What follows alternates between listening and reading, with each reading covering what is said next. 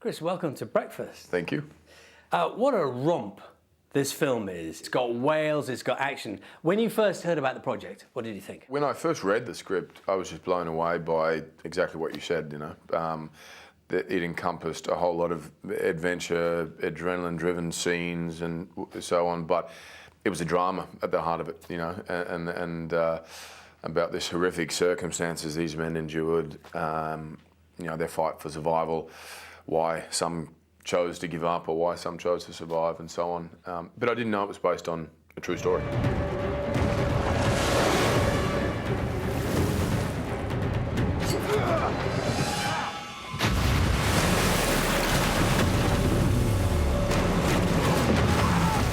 There'll be a lot of people who don't know the storyline and this idea, the sort of mythology that built up around a giant whale and a group of men on board a whaling ship. The true events that inspired that and what these men went through, I think was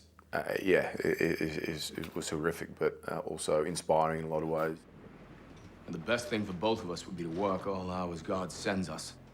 Fill this ship with oil and be home inside a year and rid of one another as quickly as possible. Trust me, I am every bit as desirous of that as you. Now, you mentioned what the real men went through. Yep. If I hold up that particular image there, it'll give people a sense of what you went through as an actor. Do you want to just talk us through what we're looking at there? So that's probably midway through the shoot, I think. These men survived for 90 days, I think, drifting on the ocean.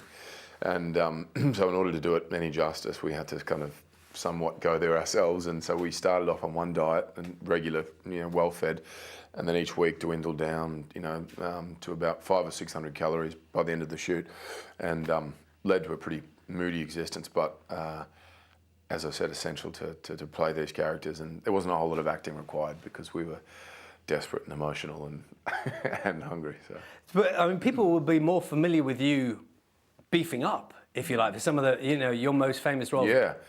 I'd rather put on the weight. It was a lot more enjoyable. This was not fun.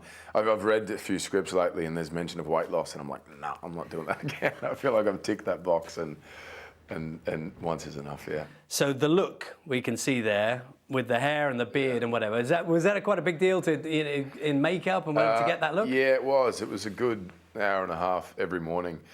In hair and makeup, and I got them to just set me up like a massage bed so I could just sleep while they did it, because by the time we were at that stage we were just so exhausted, and even throughout the day Ron would call cut and we'd all just lie down in the boats and then wait to be told to stand back up again. Now the whaling industry, it's still a big controversial topic now, isn't it? Because just recently the Japanese have said they're going to be whaling again. Yeah, look, whaling in this day and age, I think is, like a lot of people, completely unnecessary and don't understand it. In this period of time, it was what drove the Industrial Revolution and what fueled the economy. It was the industry, and for these men, there was no other option. In order to put food on the table, they had to go out and part ways with their family for 2 years, 3 years sometimes, and it was incredibly dangerous and hard work. There wasn't, a whole lot of sort of skipping off to sea. I mean, there was an adventure element to it, but it was pretty brutal circumstances. Got a theory about Australian actors who do very well. I'm thinking of Russell Crowe. I'm thinking of Hugh Jackman. Sure. Now you're on the list. They're all kind of big fellas, feet on the ground.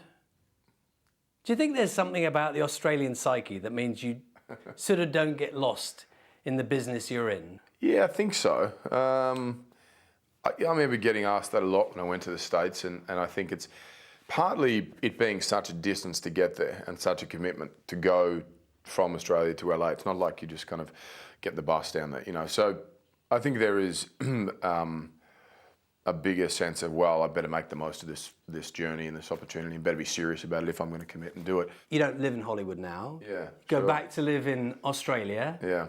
And is that to do with kind of just saying, do you know what, I don't need that. I don't need all that nonsense that surrounds it. Yeah, I think, I wouldn't say I was sort of getting swept up in it, but you can't help but kind of lose perspective on things and think that is the norm and that's the world. Like Hollywood and that environment is another planet. You know, it's everywhere you go, you're reminded of kind of films you're either in or films you weren't in, or the industry, and everyone's talking about it. You have the same conversations, and it just becomes a little suffocating. And I just wanted to also for my kids, but just sort of distance myself from it. And when I came home from work, wasn't still surrounded by work, you know.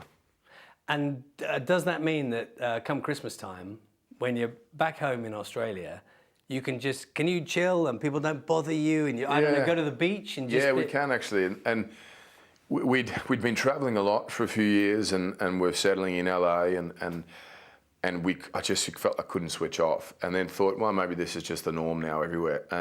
But honestly, I've got to say, we found a spot back in Australia, which, you know, people might go, oh yeah, in a movie, cool. And on with the day they go, and we do. We get around quite normally and surf and hang out at the shops and so on, and it's great. There's no paparazzi and like there is in LA, which is nice. And is it Christmas on the beach? Is that what it is? Pretty much, yeah. We're kind of on the beach where we live, and I think we'll definitely spend a great amount of time there.